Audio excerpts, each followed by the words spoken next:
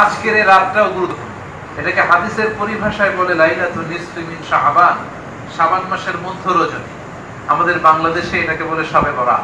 শবে বরাতের নামে অনেক বিদআত, ইসলামের সাথে কোনো সংশ্লিষ্টতা নেই এরকম অনেক জিনিস আমাদের দেশে আছে না নাই। আমাদের দেশে সবচাইতে বেশি গুরুত্ব দিয়ে পালন করা হয় শবে বরাতের রাতকে, এটাও ঠিক না।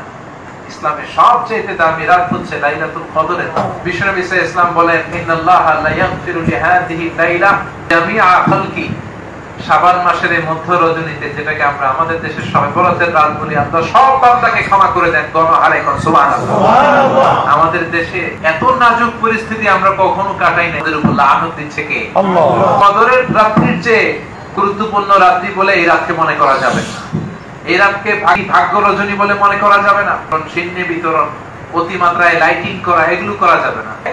এমন পরিবেশ আমরা নিজেদের জন্য করে রাখবো, যে পরিবেশ